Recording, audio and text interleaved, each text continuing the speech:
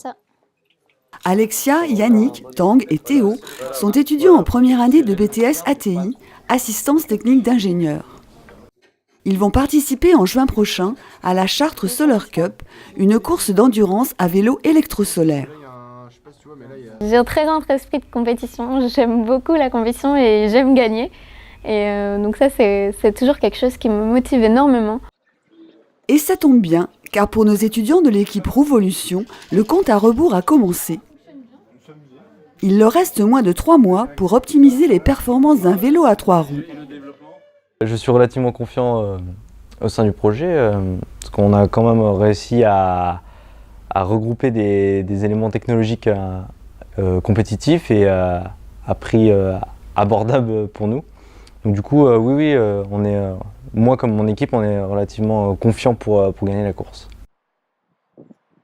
Actuellement, les étudiants sont dans la phase de réalisation du vélo, mais pour en arriver là, c'est toute une histoire.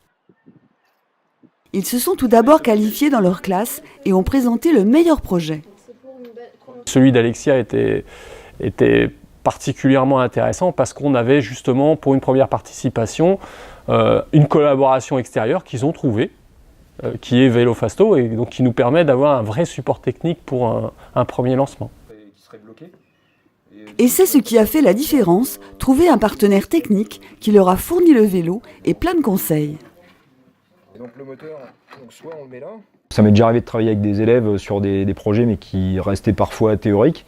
Et là, du coup, même si le budget du lycée est très limité, on a cherché des solutions et trouvé des solutions, donc avec du matériel d'occasion qu'il va falloir qu'ils adaptent après et sur lequel ils doivent rajouter des choses pour avoir leur tricycle prêt pour la course. Pour l'instant, sur notre vélo, on a juste notre moteur qui est monté dessus, mais par la suite, on va faire une structure pour mettre nos panneaux solaires au-dessus de notre vélo. Les panneaux solaires, toute l'énergie fournie par les panneaux solaires va être transmise à un régulateur qui va réguler la tension pour le transmettre ensuite à une batterie qui va être notre stockage d'énergie. Et cette énergie stockée va être fournie à notre moteur pour nous assister dans notre pédalage au cours de notre course. Très bientôt, le tricycle ressemblera à ça. Un vélo solaire à assistance électrique qui doit dépasser les 32 km/h pour avoir une chance de remporter la course. Mais les performances du vélo ne sont pas tout. Il faut aussi pédaler pour gagner et être un peu stratège. On a, si on peut dire, 3 cyclistes titulaires, qui sont donc 2 membres de l'équipe et un 3e qu'on a recruté juste pour pédaler. L'un des premiers critères, c'était leur taille, parce que pour éviter d'avoir à ajuster le vélo entre chaque relais, on a choisi d'avoir des cyclistes d'environ la même taille pour gagner du temps.